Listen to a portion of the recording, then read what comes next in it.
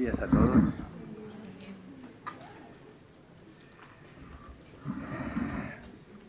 El tema de la última charla que voy a dar es sobre el método en diseño. Inevitablemente van a reaparecer temas que puntualmente o anecdóticamente han aparecido en las charlas anteriores, pero aquí lo vamos a desarrollar específicamente sobre el problema del método en los procesos de diseño.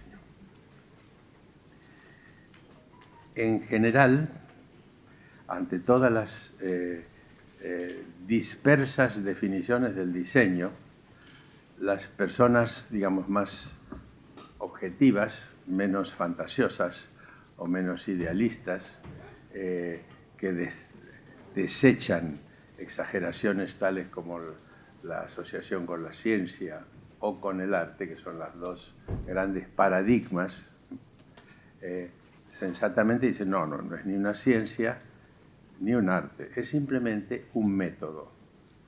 Esta afirmación está bien encaminada, pero ni bien la miras con lupa, habría que corregirla. No se trata de un método, sino el uso de métodos, que no son sinónimos. El diseño en sí mismo no aporta una metodología, a menos que bajemos tanto el concepto de metodología a hechos tan elementales como que antes de inventar una solución hay que conocer el problema. Eso no es una metodología. Tampoco es una metodología darse cuenta que antes de cocinar hay que ir a comprar los alimentos. Es decir, son cosas elementales del sentido común, ¿no? Eso son etapas, pero que no llegan a constituir un método, y mucho menos una metodología, que sería como una disciplina reguladora del método. ¿Y esto por qué es así? Hay dos razones fundamentales.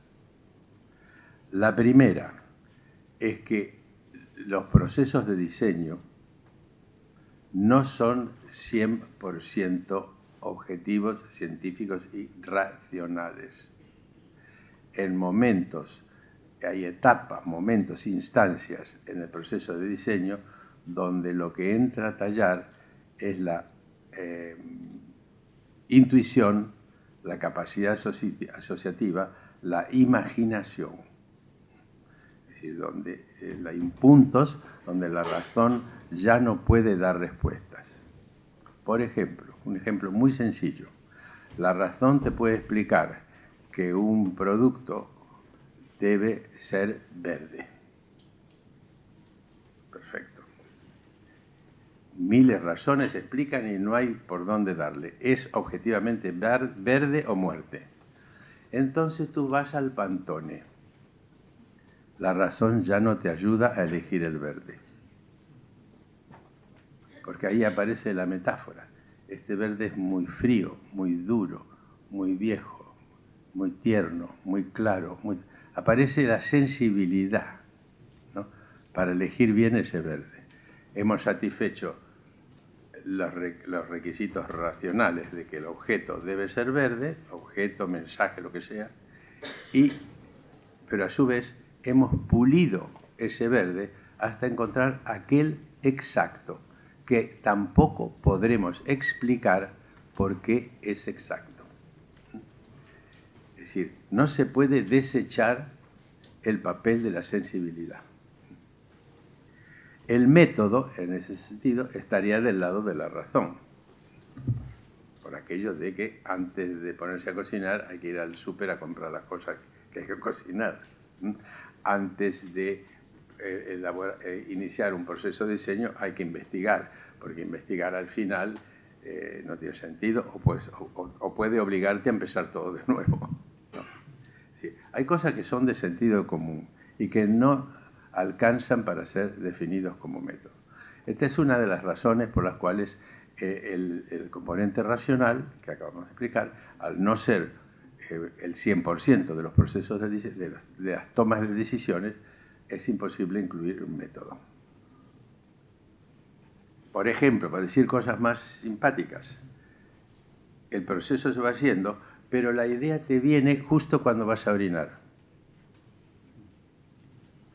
Y no es casual. Estás cansado, estás trabajando con los compañeros y sigues con el problema en la cabeza. Entonces, el permiso que voy al lavabo. Vas al lavabo, eso es una hipótesis cero científica. Yo siempre fui muy meón, ¿no? Entonces, parece ser que cuando tú orinas, no solo se relaja el esfínter, sino también se relaja algunas cosas que se podrían llamar esfínteres mentales. Entonces te viene una idea. Y puede ser, ocurre frecuentemente, que tú vuelves al estudio o a la sala donde estás trabajando y dices, se me ha ocurrido una idea. La metáfora o la fantasía esta no es arbitraria. Quiere decir que en un momento de distensión, donde tú te saliste de la obsesión del trabajo arriba de la mesa, en un momento de dispersión se hizo el clic. Y esto tiene que ver con la imaginación, la inteligencia y la sensibilidad actuando en conjunto. Es lo que vulgarmente se llama creatividad. Es decir, que se haga el clic. Entonces, esta es una de las razones. La otra de las razones por las cuales no podemos predicar un método universal para la práctica del diseño, ya la decíamos ayer y antes de ayer. Cuando pensamos el diseño, si queremos pensar rigurosamente, si estamos pensando el diseño a secas, no ninguna aplicación particular del diseño o ninguna especialidad. Cuando estamos pensando el diseño a secas, en mente tenemos que tener la totalidad de la realidad. Las sociedades industriales o semi-industriales, en esas sociedades, toda la materialidad, todo lo que ha sido producido materialmente, ha pasado por una fase de diseño. Con lo cual, el objeto del diseño no existe, o si quieres decirlo al revés, el objeto del diseño es la totalidad de la realidad material. Esta característica hace que sea absolutamente delirante pensar que toda esa totalidad que va de lo más ínfimo, más complejo, pueda ser diseñada conforme a un único método. ¿Hasta aquí me vienen siguiendo? Son razones objetivas. No es porque yo quiero destruir la idea de método. Es que decididamente no existe. Si quieres hacer un trabajo analítico, o sea, empírico, que sea respetuoso de la realidad, y tú tuvieras el tiempo de pasearte por los estudios donde se diseña algo, desde lo que diseñan un juego de cubiertos, hasta lo que diseñan los interiores de un tren bala, hasta lo que diseñan el equipamiento quirúrgico y hasta lo que diseñan sistemas de señalización, o libros y publicaciones, o periódicos, vete a saber qué, o aviones. Es decir, yo he trabajado para una compañía de automoción. Fue una experiencia interesante porque uno no puede conocer todo. Son los clientes los que te abren la puerta. Me llamaron a una compañía de automoción. ¿Qué hace esta compañía de automoción? Hacen los acabados, los interiores. Es decir, las fabricantes de un tren te lo entregan todo acabado. Eso pasa a otra empresa que lo forra por dentro. Lo que te hace la ingeniería principal es el vehículo, pero los asientos, los agarramanos, los colores, todo eso lo hace otra empresa. Los aviones, lo mismo. La compañía de aviación te entrega el avión vacío y cada compañía usuaria, cada aerolínea, contrata quien se lo llena. Justamente esta gente hacía aviones. Y estaba presentando un modelo a una feria de automoción, fíjense hasta qué punto está especializado, donde llevaban un interior de avión único, digamos, por hacer un acto de vanguardismo. Por ejemplo, un avión donde cada pasajero tenía ducha. Y eran como casi acercándose a los a los transatlánticos antiguos. Es decir, cada pasajero tenía un... ¿Cómo se llama esto? Cuando alojan un pasajero en un barco. Un camarote. Cada cual tenía... Los trenes ya tienen camarotes, con ducha incluida. En cambio los aviones no, porque hay problemas evidentemente. Pero estos tenían esto, ¿sí? Lo que querían es decir, nosotros vamos primeros creando servicios de última generación, de alto standing, para viajes ejecutivos, donde el presidente quiere salir de su camarote vestido y con corbata y que no lo vean pasando en calzoncillos. Bueno, es decir, eso es diseño puro y duro. Y esa misma empresa, además, diseñaba armas. No las fabricaba, diseñaba armas. Tanto es así que cuando hicimos el folleto, los propios diseñadores, que yo estaba asesorándolos en la comunicación, es decir, en el libro, el folleto de difusión de sus servicios, más el vídeo que iban a presentar en esa feria internacional. Y me dicen así como en voz baja, lo que estamos siempre dudando es que una de nuestras divisiones es diseño de armas de caza y de todo esto, pero siempre da un poco de cosa.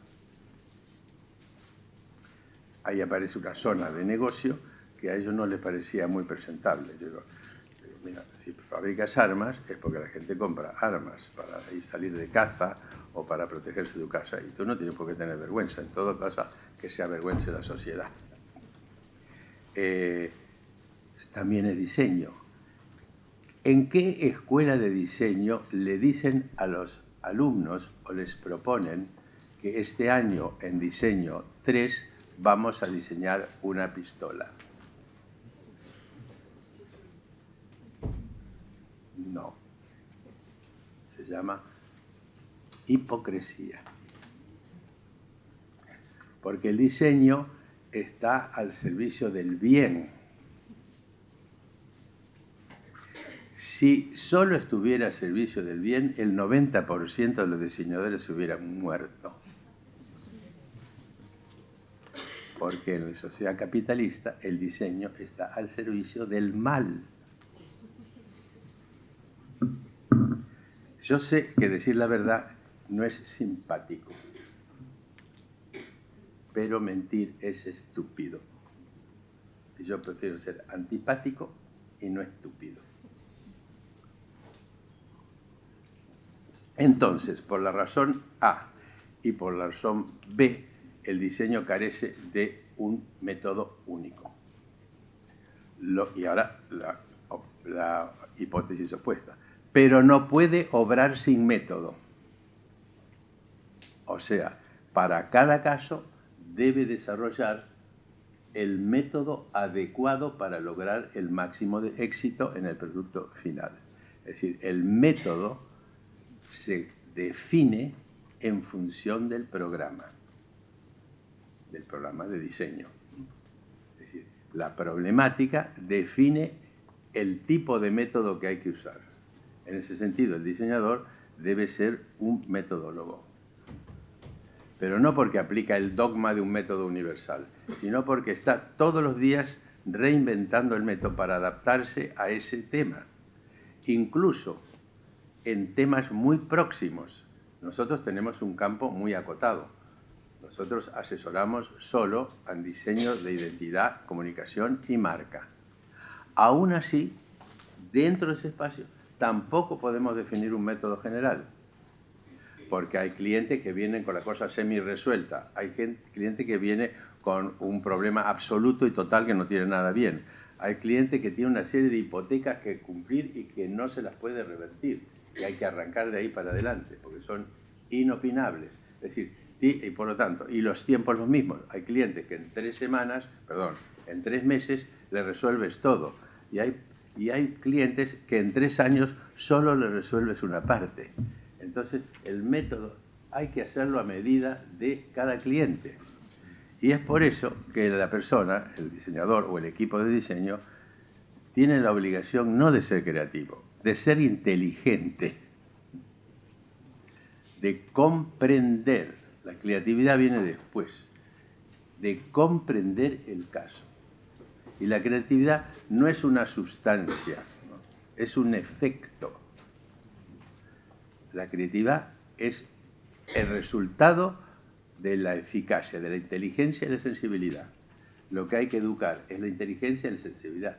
La creatividad es un resultado a posteriori. No existe la creatividad. La creatividad es un efecto. ¿Qué creativo? Sí. ¿Por qué? Porque soy muy inteligente. O porque tengo una intuición, porque soy un poeta. ¿No? He logrado asociar algo que a nadie se le ocurrió. Hay un gran filósofo, Hofstadter, que explica la creatividad de una manera tajante. Dice, la creatividad no es nada mágico, aquello que viene de las inspiraciones divinas. Es simplemente inteligencia. Inteligencia que puede asociar cosas que a la persona chata no se le ocurriría asociar. Es decir, y además con un fondo, con un disco duro muy cargado, de manera que haya muchas cosas para elegir en la combinación. Es decir, si tienes carne, pescado y pollo, puedes hacer un margen limitado de platos. Pero si tienes todo lo demás, tienes pastas, y tienes cereales, y tienes etcétera, etcétera, etcétera, y todos los pescados imaginados, y la caza y animales de caza y todo eso, tu gastronomía va a ser más rica. Y un día vas a descubrir que puedes mezclar cosas que nadie se hubiera podido mezclar. Ahora, si solo conoces el asado de tira, lo siento mucho. Lo le pasa un poco a los argentinos.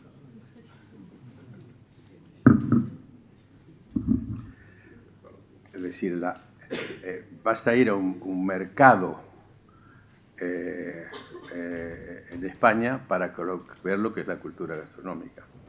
Es decir, la variedad es infernal. Y no vayas a México para ver la cantidad de chiles que hay. Es decir, eso sería el disco duro. Entonces, si tienes eso lleno y además eres inteligente, las combinaciones que puedes hacer pueden ser sorprendentes. Pero no para sorprender necesariamente, sino para resolver el problema mejor que todas las resoluciones anteriores. Y eso es lo que dice Hofstadter. Y gracias a ello puede dar respuestas inimaginadas hasta el día anterior. Soluciones a problemas que se creían sin solución. Yo tenía un ejemplo cotidiano, absolutamente tonto, pero nada tonto.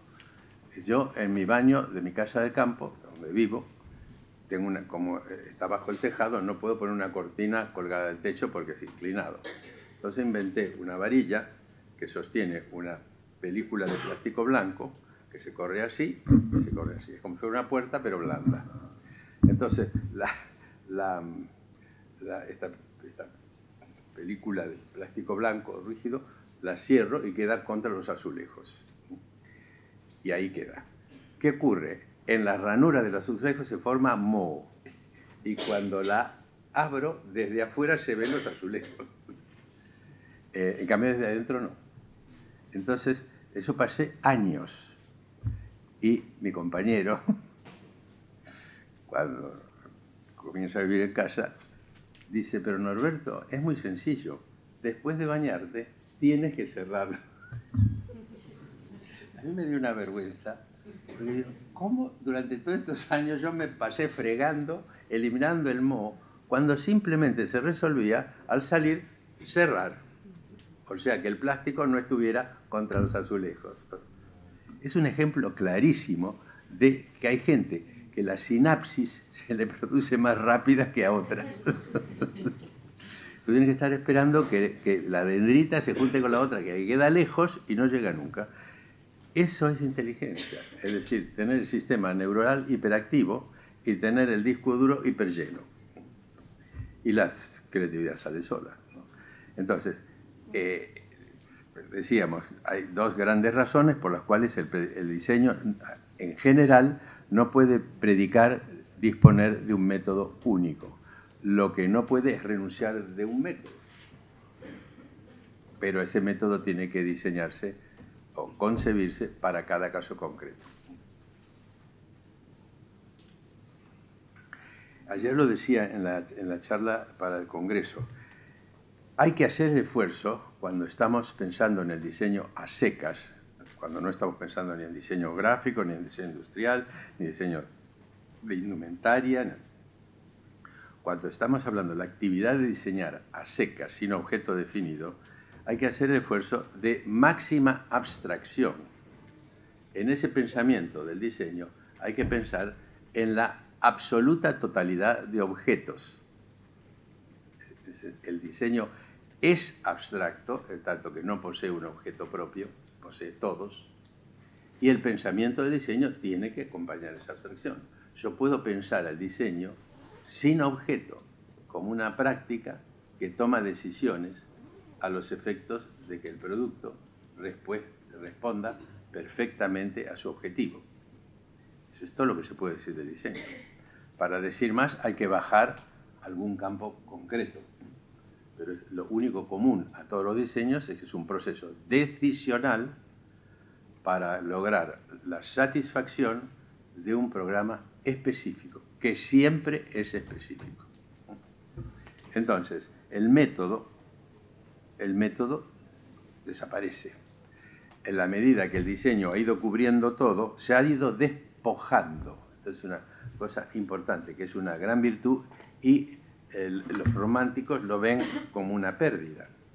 El diseño no solo no tiene objeto, porque los tiene todos, no solo no tiene método, porque los tiene todos, y tampoco tiene lenguaje, porque los tiene todos.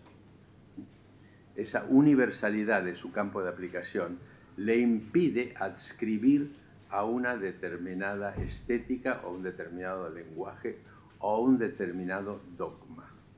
Y esto complica plenamente el proceso de capacitación del diseño. Porque en los años 60 o 50, por ser racionalista tenías todo resuelto. Hoy ser racionalista es perder cantidad de clientes. Es no adaptarte a las necesidades reales de esta sociedad. Donde entre las necesidades reales de esta sociedad predominantemente está la estupidez, la tontería. Y eso es un mercado descomunal. Basta ver la televisión.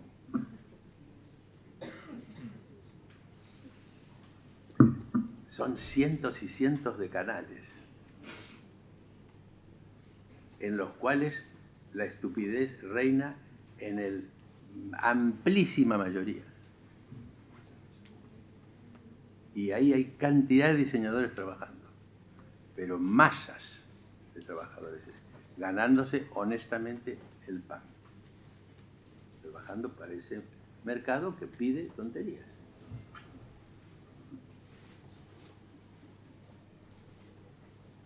Hay gente que sostiene que Mirta Legrand murió hace varios años y sigue funcionando una holografía fruto de alta tecnología.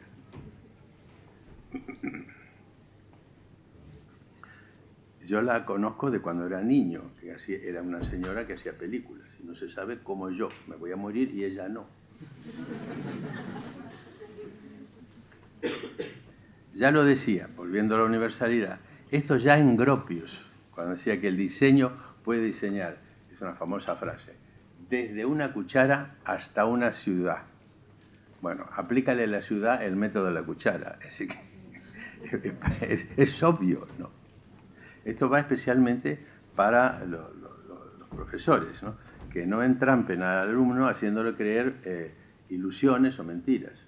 Es decir, el método, por otra parte, no solo es un instrumento útil cuando lo hay y cuando es el adecuado, sino que además tiene un componente ideológico negativo.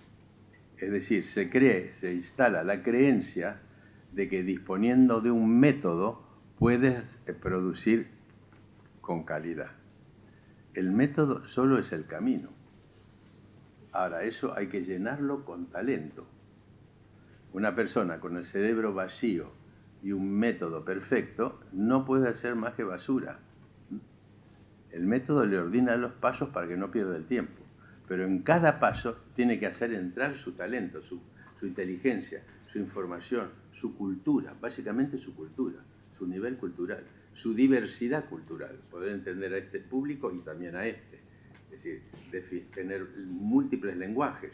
Esto es cada vez, a menos que tengas un campo de trabajo muy especializado, cliente único, te ves obligado a la pluralidad, a tú mismo ser plural.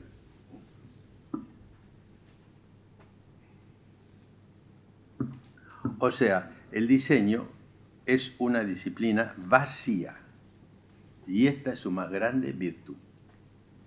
Decía un colega, bueno, amigo, filósofo catalán, usaba un término que se los propongo porque les puede servir. El diseño es una disciplina heterónoma, es que es lo opuesto de autónoma. ¿Qué quiere decir? Que no posee principios propios. El diseño carece de principios. Los principios los toma desde afuera, desde la cultura, desde la sociedad. Principios culturales, éticos, estéticos, principios técnicos, etc. Todo viene de afuera. El talento del diseño es saber elegir los elementos que hace entrar en cada proyecto. Es decir, es un sistema de selección y combinación. Y su virtud máxima es que no tiene ataduras. La única atadura y el único mandato no es un principio, sino un fin. Es un buen aforismo que le puede servir. El diseño no tiene principios, tiene fines. Y el fin es que el producto final, cualquiera sea, debe ser perfecto. Debe ajustarse lo más perfectamente posible a la necesidad, o sea, al programa.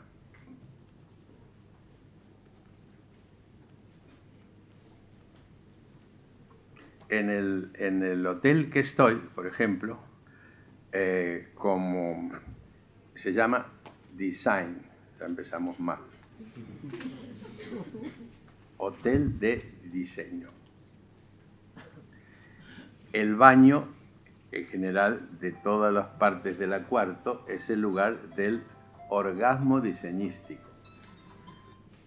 Porque ahí hay más motivos, porque una cama es una cama, no hay muy poca cosa para hacer, y se compra hecha además. Pero en el baño te puedes tener ideas, ¿no? Entonces, el lavabo es una superficie blanca, como esta, material irreconocible, blanco puro, y aquí hay como si fuera una cacerola. La bacha está apoyada, como si fuera independiente de la superficie. Y los grifos son todos formas simétricas y geométricas, cilindros y esferas. Y el grifo sale así, y aquí hay dos manivelas. Las manivelas están horizontales, perfectas. Para abrirla, a esta hay que hacerle así, y a esta hay que hacerle así. Vamos mal. Los tornillos se abren todos para el mismo lado y se cierran para el mismo lado. Y un grifo es un tornillo. Eso es creatividad. Comprender que un grifo es un tornillo que abre y cierra el paso del agua. Y los tornillos se enroscan así y se enroscan así. Worldwide. Pero no, esto es así. Entonces, hasta que has detectado el principio que rige el movimiento del grifo, te das unas duchas impresionantes, porque abres de golpe, el agua sale así, da la vuelta por esa curva perfecta y va a parar allá. Y a eso le llaman diseño. Eso se le llama simplemente mala leche, ganas de joder.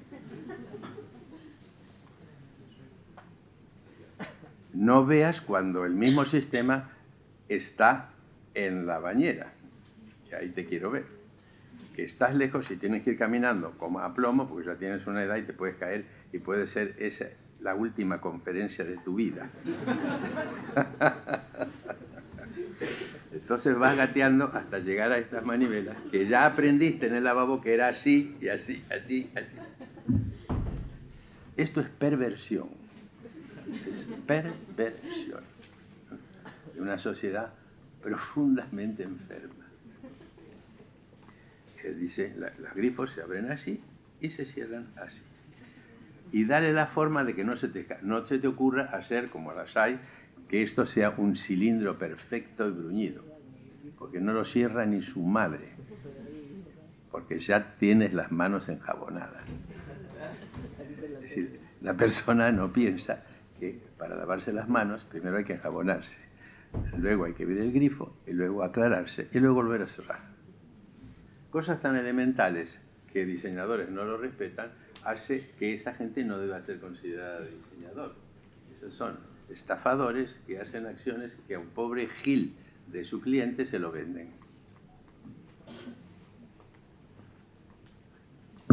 Afortunadamente de los otros hay y muchos y hacen las cosas como corresponde. Entonces, método fuera.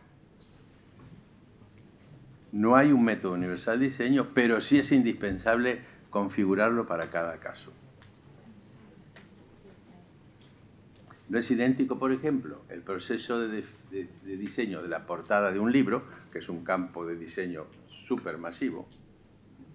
Hay miles y miles de personas que están diseñando portadas de libros por semana, cantidad, que el diseño de un teléfono móvil.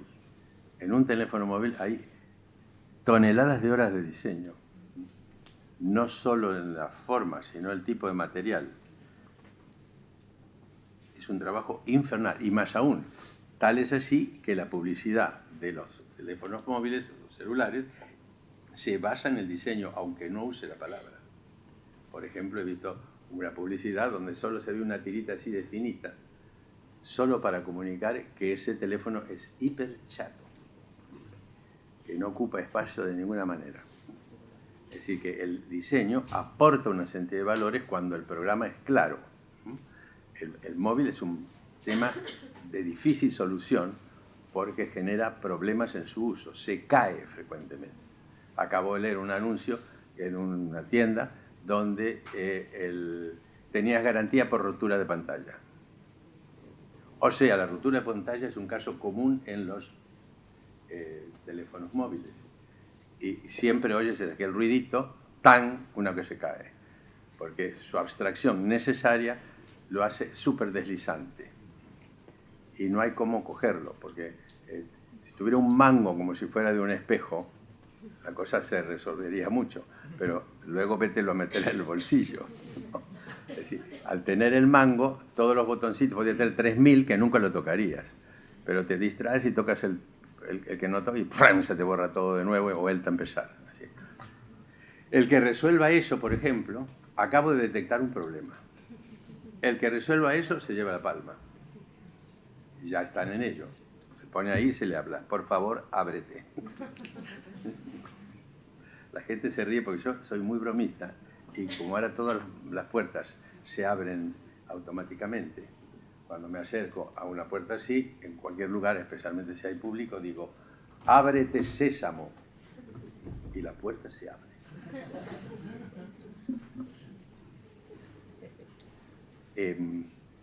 Entonces, el método fuera. Entonces ahora ocurre una cosa interesante. Veo mis amigos hace unos tiempos, que amigos de uno u otro tipo, gente de empresa y estudiantes, apareció la expresión design thinking, que todo hace suponer que es un método infalible para diseñar. Y según he oído, lo usa todo el mundo. Porque esto es como design thinking en cualquier campo, ¿no? A mí se me sorprendió hace unos años la expresión, porque si el design no incluye el thinking, no es design. Empezamos con un problema de naming. Es decir, qué sé yo, es como gastronomía eating. Algo está mal ahí, ¿no? Entonces, y resulta que no es una palabra que inventó un intelectual y la soltó, sino que es toda una organización que vende este producto y da cursos pagos de design thinking. Entonces, picado por la curiosidad, entro en Internet y me explican lo que es el Design Thinking. Y me dice una chica encantadora que el Design Thinking es un método que se desarrolla en 5 etapas, que tienen los siguientes nombres. Yo creo que si le digo los nombres, supongo que muchos lo conocerán. Pero si les recuerdo los nombres, no hace falta dar esta conferencia. La primera etapa se llama empatizar con el usuario. Después la vamos a comentar. La segunda se llama detectar oportunidades. La tercera se llama generar ideas. ¡Viva! Y la cuarta, más aún, hacer las ideas tangibles. ¿Que me entiendes? Y finalmente, co-crear con el usuario. Este método tiene 2 críticas. Primero, está ya absorbido en el diseño desde que se inventó. Así que no aporta nada. Y otra cosa. Y además, con estos términos, y cuando los veamos adentro, es solo aplicable a determinados campos del diseño. En la mayoría de los casos, por ejemplo, para empezar, empatizar con el usuario es imposible. Podrías decir modestamente lo que se dijo siempre, conocer el tema y su cliente. Eso se hizo siempre. Nadie hace una marca sin tener una entrevista con la empresa. Es que de cajón. Ni hasta el más estúpido deja de tener 2 o 3 entrevistas con el gerente general, el presidente. Cuénteme su drama, dígame que él está fallando y yo se lo analizo, le hago un diagnóstico y le hago una propuesta alternativa. Eso existió siempre. Empatizar con el usuario aparece desde que se diseñó la primera silla. Nadie hace una silla donde nadie pueda sentarse. Pero además hay otra cosa en este primer capítulo. La palabra empatizar es un poco exagerada. Una cosa es conocer al usuario, pero empatizar es pedir demasiado. Imagínense que a mí me contrata para una campaña de Macri. Pídenme lo que quieran, pero por favor libérenme de empatizar con ese monstruo. Yo puedo entender que él quiere destruir el país. Yo puedo entender que él quiere favorecer a ciertos factores económicos. Yo puedo entender que él quiere masacrar a la gente que no tiene recursos. Yo eso lo entiendo. Lo entiendo perfectamente porque existe desde que el mundo es mundo. Los hijos de puta existieron siempre. Y tienen necesidades que también son humanas. Por ejemplo, las necesidades de genocidas. Hitler era humano. Justamente uno de los errores de las damas del Ejército de Salvación y de los samaritanos, de la gente buena, uno de los problemas que tiene la gente buena es que no comprende que el mal forma parte de la humanidad.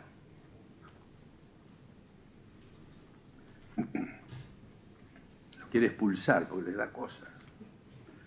Pero es así. Entonces el diseñador, si le toca diseñar un arma, pues bien, vamos a ver, ¿a quién quieres matar? ¿A qué distancia? Estoy exagerando, pero es así. Quitemos toda esta cosa. Un banco es lo mismo. ¿A quién le quieres meter la mano en el bolsillo? Es decir, vendiéndole que tú le vas a ayudar a triunfar en la vida y en su pequeño negocio. Es decir, esa es la realidad, la cruel realidad. Nosotros asesoramos muchos bancos.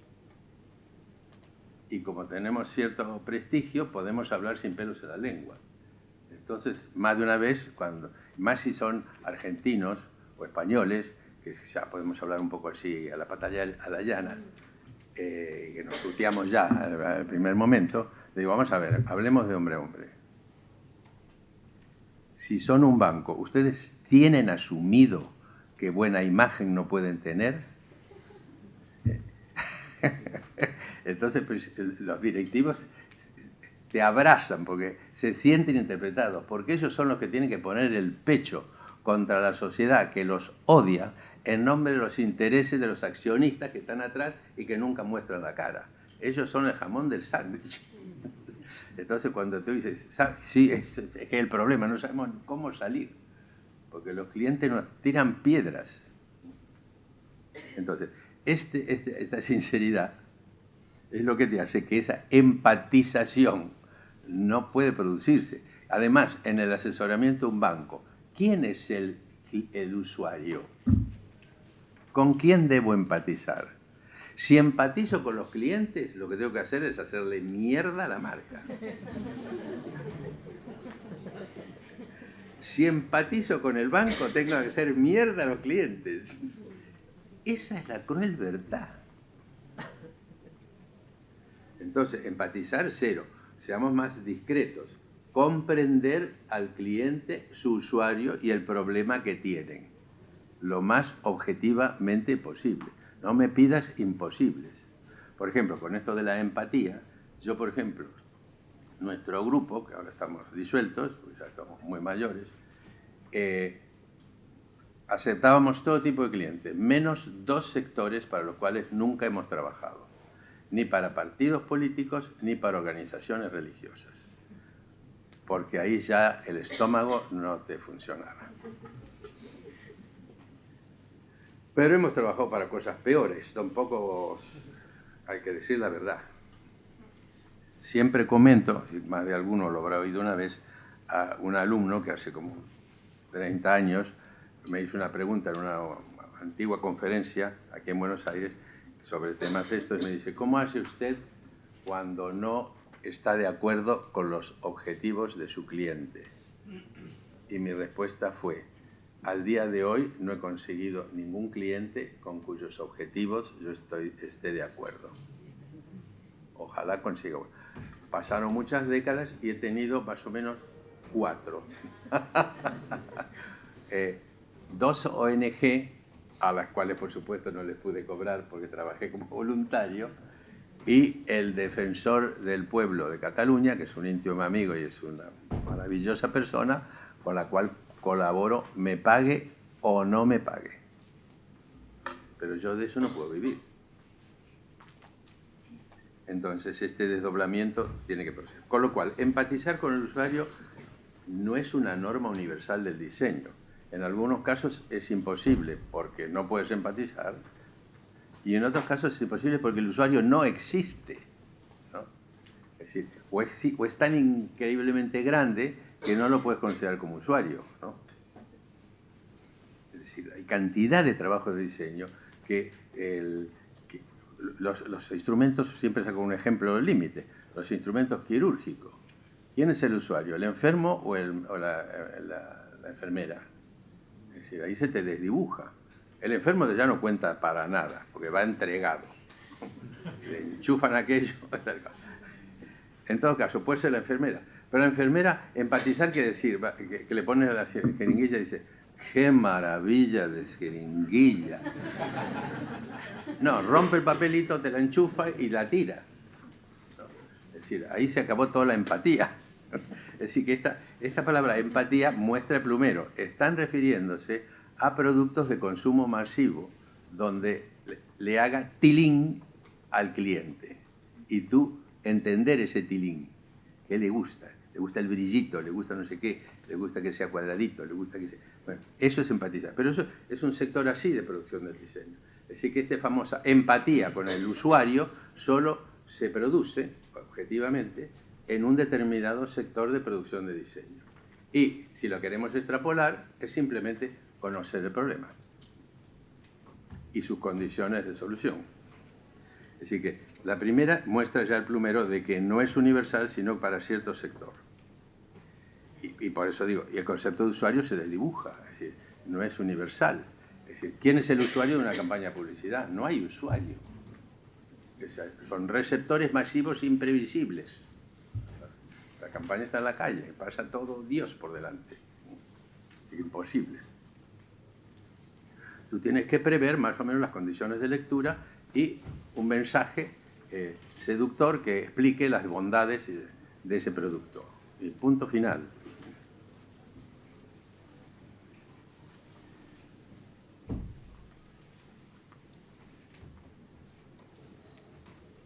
Por otra parte, hay cantidad de libros explicando el papel protagónico de la oferta. En la sociedad de oferta, en el mercado de oferta, la voz cantante no la tiene la demanda, la tiene la oferta. Y vuelvo a citar por enésima vez la frase célebre de Steve Jobs. La gente, los clientes desconocen sus necesidades y son las empresas quienes deben explicarle las virtudes de la innovación. Así que empatizar con ese señor que no sabe ni sus necesidades es perder dinero. Hay que empatizar con Steve Jobs y con el último cacharrito de ultraprestaciones que va a dejar a gente para tomar arriba porque jamás esperaba que se podía hacer eso. La segunda etapa se llama detectar oportunidades. Esto evidentemente no es tampoco universal. Si voy a diseñar el sistema de señalización de un aeropuerto, ¿qué quiere decir oportunidad? Oportunidad de que me contraten. Porque una vez que me contrataron, lo que se trata es de hacer las cosas bien. Es decir, casi siempre vas a introducir pequeñas modificaciones o, si pudieras, optimizaciones sobre los tantísimos sistemas de diseño que ya existen y que funcionan de maravilla. Son muy pocas las personas que en un aeropuerto pierden un avión por culpa de la señalización. En algunos casos sí, pero no suele ocurrir. Es decir, mal o bien, el problema está resuelto. Con lo cual, ¿tú qué haces? Analizas ese aeropuerto e introduces las adaptaciones cromáticas de tamaño o lo que sea para ajustarse. Pero ahí no hay ninguna oportunidad, simplemente es hacer las cosas bien, ¿no? Entonces, este sistema, esta segunda etapa de detectar oportunidades, vale solamente para el tema de innovación en el consumo. Falta, por ejemplo, en algún momento faltaba una sartén que, como la gente ya no sabe cocinar y no puedo dar la vuelta a la tortilla así porque te cae arriba de la cabeza, alguien inventó, oportunidad, una sartén doble. Fríes así y fríes así sin que la tortilla se desparrame por la cocina. Esto para la gente que no sabe cocinar. No, yo soy un cocinero, un chef, pero la tortilla no se me desparrama por la cocina. Sé en qué momento comience a ser posible dar la vuelta. Pero para los inútiles han inventado esa sartén sándwich que se pone así y se pone así. Hay un problema. Como no estás viendo la tortilla, no sabes si ya la tienes que dar vuelta. Igual cuando la das vuelta es todo negro y es un carbón. Pero ese señor detectó una oportunidad. Hay una cantidad de gente que no sabe hacer tortilla y hay que ayudarla a que no se le caiga. Eso es una oportunidad. Pero esto es un sector de consumo donde el usuario es existente, es muy específico. El caso de la señalización es opuesto, no es una oportunidad. Es detectar un matiz que hay que incorporar. Eso no se puede llamar oportunidad. Después ya has detectado la oportunidad. Ahora viene la tercera etapa. Generar ideas. Qué bueno que nos lo recuerdan. Hay que generar ideas. Entonces, por ejemplo, esto de la sartén. Es decir, generar ideas. Por ejemplo, en la señalización de Buenos Aires, que la histórica, que fue de los años 60, que fue obra de González Ruiz y Shakespeare, que estaban asociados, es un sistema de señalización urbana modélica, mundialmente. Salió publicado en todas las revistas de diseño. que es un parante que está en la esquina, que se ve tanto los que vienen por aquí como los que vienen por aquí, y indica, además de los nombres de las calles, las numeraciones. Por supuesto, como eso era tan bueno, siempre aparece gente bien intencionada que lo va destruyendo poco a poco, y no quedó nada. Yo estuve con el alcalde, el intendente municipal. Entonces tuve una reunión privada con una amiga porque iba a cambiar el sistema de señalización en Buenos Aires. Y yo le digo, tened cuidado porque este sistema es modélico. Es decir, si lo cambias, tienes muy pocas oportunidades de mejorarlo, porque ya está. Y además no solo está, sino que cantidad de ciudades se lo han copiado, mal o bien. Es decir, que lo vas a estropear. En realidad, lo que este intendente quería es hacer un negocio con un supuesto cuñado que vendía carteles. Entonces cambió todos los carteles, pero muy listo, porque era más listo que el hambre, para que no haya contestación, contrató al mismo diseñador anterior, para sellarle los labios. Y el diseñador anterior, ¿qué hizo? Cambió la helvética por la Frutiger. Chao. En ese sentido, la Frutiger es más resultona que la helvética, con todo el respeto por la helvética. Pero la Frutiger funciona. Además fue inventada por un sistema de señalización de unos Juegos Olímpicos, ¿vale? Pero el sistema era el mismo. Y en cambio, lo que sí estaba fallando, es decir, no hubo un diagnóstico. Lo que sí estaban fallando eran los postes. Muchos estaban doblados, porque un colectivo reculó y lo dobló. Lo que había que haber mantenido el sistema de señalización, completado subsistemas que no había y mejorado el diseño industrial. Poniendo postes, por ejemplo, de hierro fundido y no de tubo. No, el tubo sigue siendo el mismo. Después vino otro genio, que creo que es el actual presidente, que quitó los carteles y los puso contra la pared. Y además nos robó todas las placas históricas esmaltadas, que es patrimonio de la humanidad. Es decir, ustedes prepárense, porque todo esto va decididamente a peor. Las probabilidades de que mejore son ínfimas, porque cada vez los subnormales ocupan puestos decisionales más altos. Ante el peligro de este primer rediseño, yo dije, veo que hay riesgos, así que yo te voy a pasar un informe. Hablé con la gente de la Asociación de Diseñadores Gráficos de Buenos Aires, de aquel entonces, y les di a todos, no tenía tiempo ni para escribirlo, di una conferencia explicando las virtudes y haciendo el diagnóstico y recomendando qué tipo de intervención habría que hacer sobre el sistema de señalización urbana de la Ciudad de Buenos Aires. Lo dicté en la asociación, lo grabaron, lo desgrabaron y se lo mandé al alcalde. Por supuesto no lo leyó. La decisión alea jacta est. Ya no había vuelta atrás y se hizo. Sigue estando defectuoso, lo volvieron a defectuarizar más. Si ahora tienes que ir buscando el cartel. Entonces, esto de generación de ideas es lo que se hace siempre, encontrar la idea. En la arquitectura llamamos el partido o la idea rectora, antes de dibujar nada. Esto va a ir por aquí, por aquí, por aquí. Esto es elemental, es definir la estrategia de diseño. Y luego, como siguen ellos muy inteligentemente, hacer las ideas tangibles, obviamente, que la vas a dejar en la atmósfera. Hay que dibujarlas. Pero lo excepcional es la última etapa, la quinta, que dice coactuar con el usuario. Esto ya es un delirio total. Primero, habíamos dicho que no siempre había usuario. Y en algunos casos son demasiados los usuarios.